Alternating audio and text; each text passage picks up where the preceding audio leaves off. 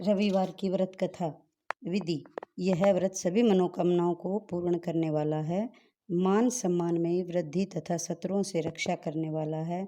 प्रातःकाल स्नान करके स्वच्छ वस्त्र पहन के पूजा करें। पूजा स्थान लीप कर सूर्य देव की पूजा करें। भोजन सूर्यास्त होने से पूर्व ही कर लें। यदि भोजन करने से पहले ही सूर्य छिप जाए तो अगले दिन सूर्य उदय होने पर धैर्य देकर ही भोजन करें। व्रत के अंत में कथा सुननी चाहिए।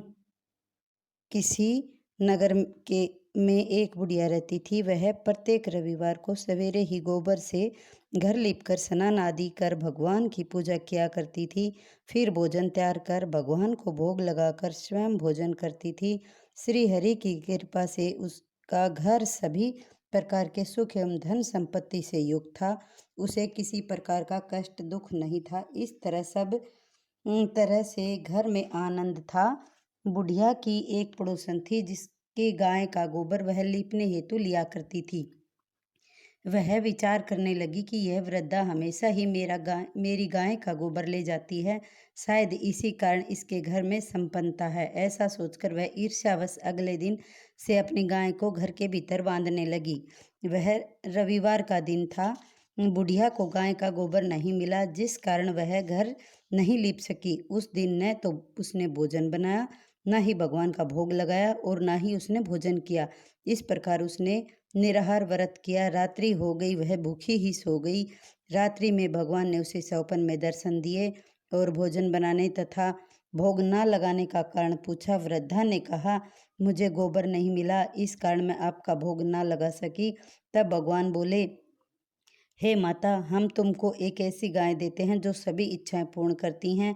क्योंकि तुम हमेशा रविवार को पूरा घर गाय के गोबर से घर लीप कर भोजन बनाकर मेरा भोग लगाती हो और स्वयं भोजन करती हो, इससे मैं बहुत प्रसन्न हूँ। मैं निर्धन को धन और बांझ स्त्रियों को पुत्र देकर उनके दुखों को दूर करता हूँ तथा अंत से मैं मोक्ष देता हूँ। स्वप्न में ऐसा वरदान देकर भगवान अंतर्धान हो गए। प्रातः जब वृद्धा की आंख खुली तो उसने देखा आंगन में एक अत्यंत सुंदर गाय बछड़े के साथ बैठी हुई है। गाय और बछड़े को देखकर वृद्धा बड़ी प्रसन्न हुई और उसने घर के बाहर बांध दिया। वहीं उनके खाने हेतु चारा भी डाल दिया। जब उसकी पड़ोसन ने बुढ़िया के घर के बाहर एक अत्यंत सुंदर गाय और बछड़ा बंधा देखा तो ईर्ष्या के कारण उसका हृदय जल उठा। जब उसने देखा गाय ने सोने का गोबर किया है तो वह चोरी से गाय का गोबर उठाकर ले गई। उसकी जगह अपनी गाय का गोबर रख गई। वह प्रतिदिन ऐसा ही करती रही।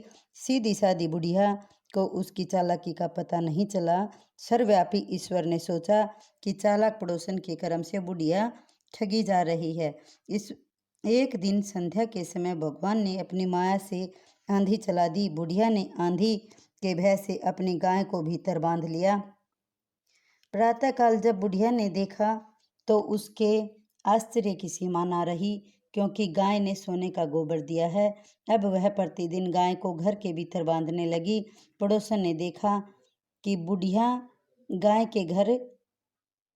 को घर के भीतर ही बांधने लगी, जिस कारण अब उसका सोने का गोबर उठाने का दाव नहीं लगता। जब उसे कोई ना उपाय सूझा तो वह राजा के दरबार में पहुंची और राजा से बोली, महाराज, मेरे पड़ोसन में एक वृद्धा के पास ऐसी गाय है जो नित्य ही सोने का गोबर देती है।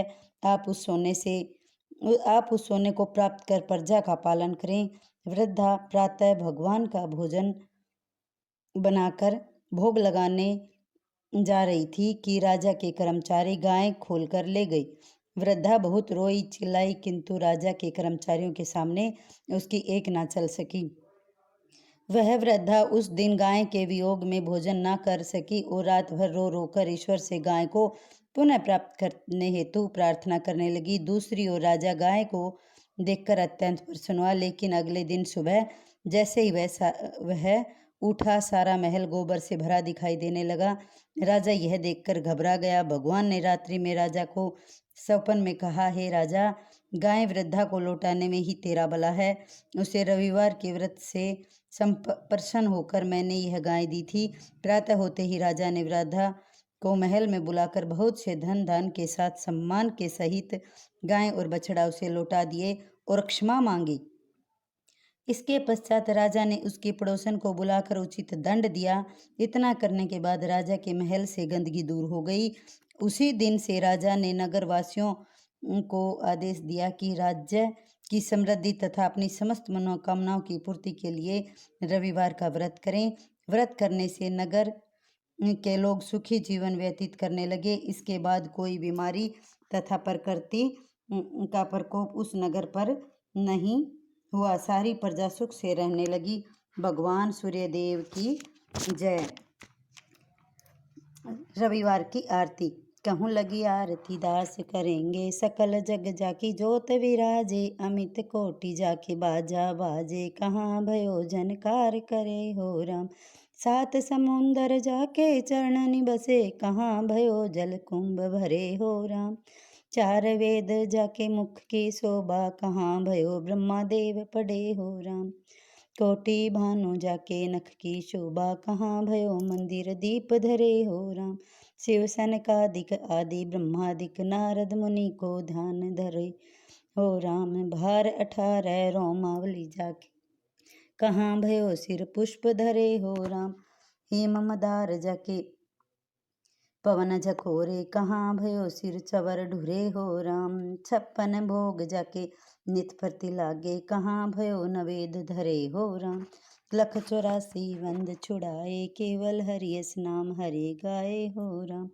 जय श्री कृष्ण भगवान की जय। जय सूर्यदेव।